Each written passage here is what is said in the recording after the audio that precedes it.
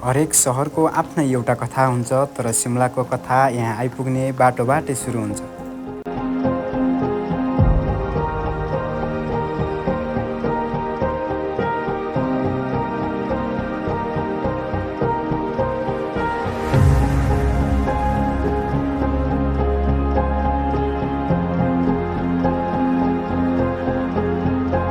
नमस्ते साथीहरू, स्वागत छ मेरो आजको नयाँ भिडियो। बिहानदेखि नै सिमलामा पानी परेको भएर आजको भिजेको सिमला पानीले कस्तो देखिन्छ त है, गाईसँग अवलोकन गर्नेछौँ हामीसँग। आज म कुनै गन्तव्य खोज्न हिँडेको थिइनँ। आज त सिमलालाई अलि नजिकबाट महसुस गर्न निस्केको थिएँ।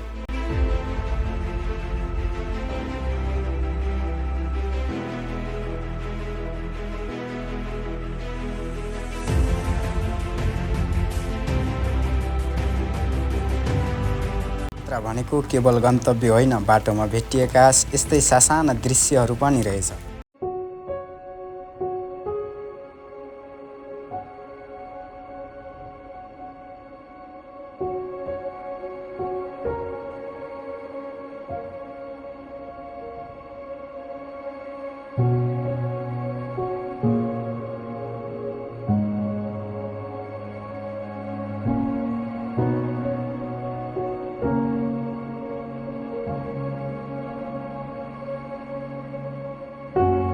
सिमलाको यात्रामा यस्तो दृश्यले आफ्नै छुट्टै अनुभव थपिदिन्छ।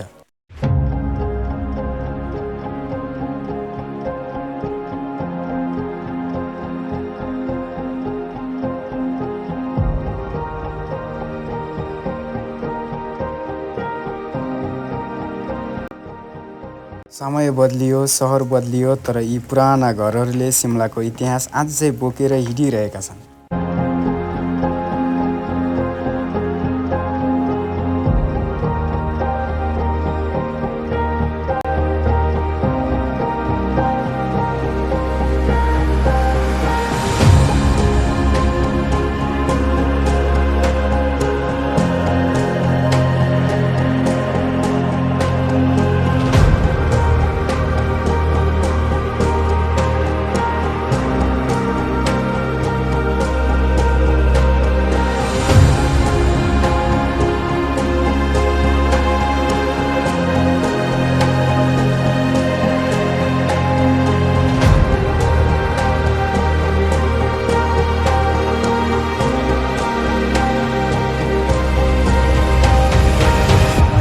गतिमा बितिरहन्छ, तर सिमलाको यो घण्टाघरले बितेका कैयौँ वर्षको कथा अझै सुनाइरहेको छ।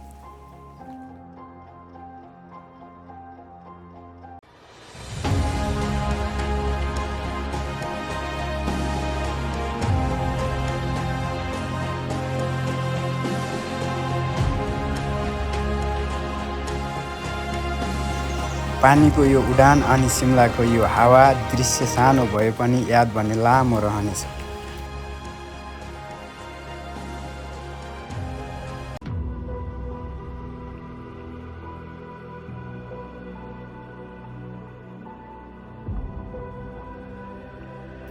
र जब पाइला आइपुग्छ सिमलाको रिजमा, लाग्छ यो ठाउँ केवल हेर्नलाई होइन, केही बेर रोकेर महसुस गर्नका लागि बनेको हो।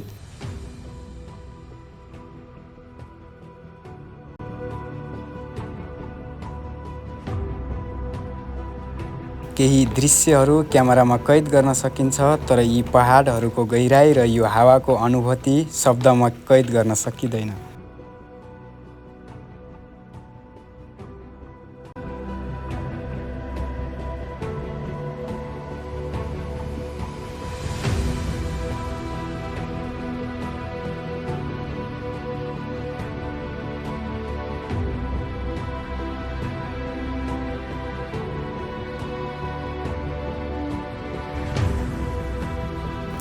पहाडको बाटो हो, यहाँ हरेक यात्राको आफ्नै चाल हुन्छ।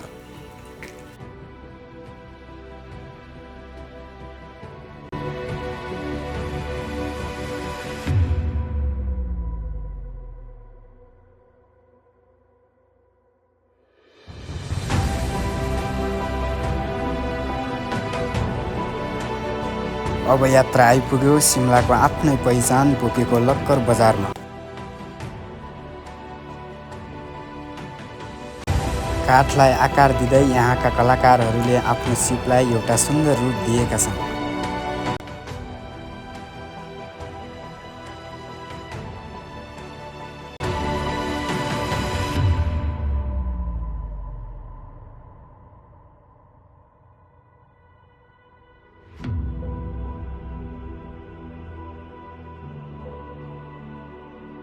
लक्कर बजार पछाडि छोड्दै जाँदा फेरि सिमलाको अर्को रूप देखियो। बादलले छोपेका पहाड र ती पहाडको काखमा बसेका घरहरू।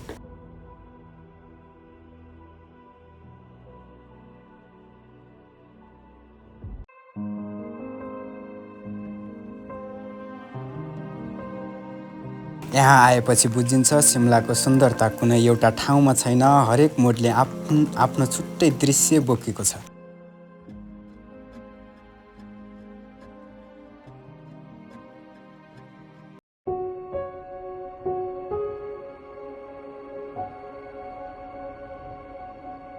सायद यही कारण हो फर्किँदै गर्दा पनि मनले फेरि एकपटक पछाडि फर्केर हेर्न खोज्छ।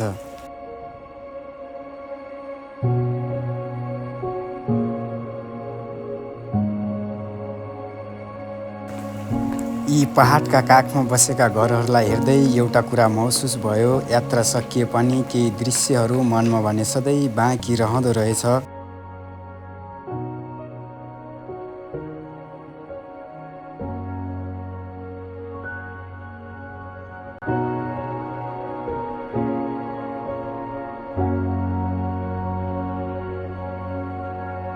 यात्रा यहीँ सकियो, तर कथा अझै बाँकी छ। फेरि अर्को यात्रामा भेटौँला।